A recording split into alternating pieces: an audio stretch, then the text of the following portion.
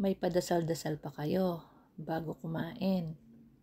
Pero kapag may napalakas ang kain, nagyayaw-yaw kayo, pinagdadamot nyo, nag-away-away pa kayo. Diyos ko, sa harap ng pagkain, away-away po talaga sila.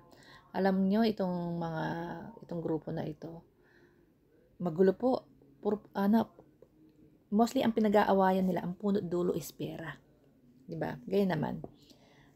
Kagaya nito ni Hanilet at saka ni Bongo and against Sarah. Pera pinag-aawayan din yan. Diba? O, pinaringgan pa ni Hanilet. Siya daw wala siyang binebentang libro. And diba? 100 million ang kinukuhang pondo ni Inday para doon sa kanyang libro na Ang Kaibigan. Kasi sabi ni Hanilet, piso-piso lang nga daw siya. Hindi daw siya nagbebenta ng libro. So, piso-piso, hihingi ka sa mga OFW. Actually, wala naman nagbibigay ng piso. For sure, malaki yan. Si Harry Roque and itong si Alvin.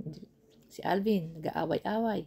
Dahil sa pera. Dahil binubulsa daw yung binibigay ni Sarah na pondo para pakain, pasweldo, tsaka sa mga nagpa-part-time para lang pumunta dyan. Diba? Binubulsa daw na inaakasuhan na binubulsa, hindi binibigay sa tao. Pera. Maharlika and mga Alpotera side. Diba? Pera din. Kasi mas malaki ang nakukuhang pera nung sa kabila ng mga Alpotera group kesa dito kay Maharlika.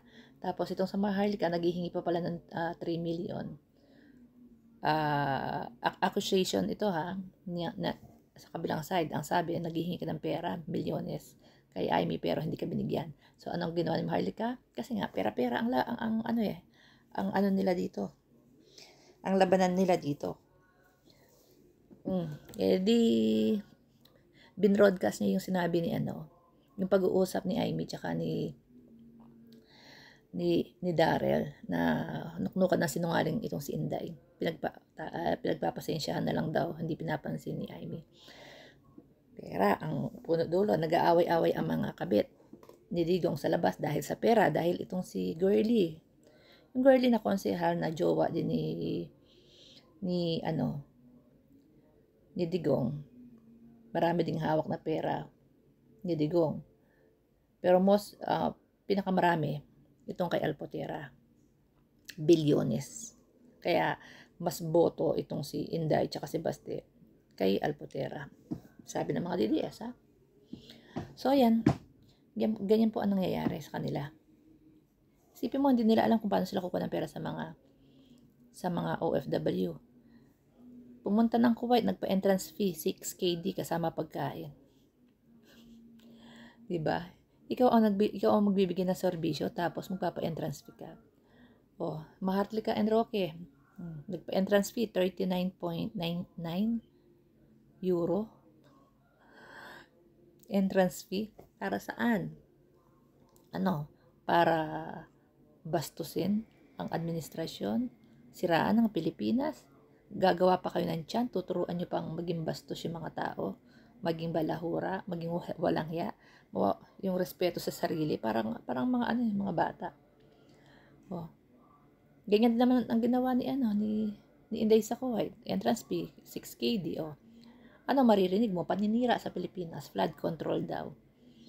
Asan daw ang flood control? Sana naitanong niya rin sa tatay niya yan, Asan, ang tagal mo sa, mayor sa Davao tayo, bakit nilulubog tayo? Sana naitanong niya rin yan. Kasi naranasan niya daw. Sana naitanong niya kay Pulong, yung 51 billion na flood control, saan dinala? Diba? Yan ang maririnig mo, tapos mag-entrance fee ka. Mariosip. Gunggong na lang ang mga nito Sabi nga, hindi galing sa akin to sa isang nag-post. 2 klase na lang daw yan. Isang may sayad, ang mga supporters niyan. Isang may sayad at saka isang may bayad. So, saan kayo doon? Doon kayo sa may sayad or doon kayo sa may bayad?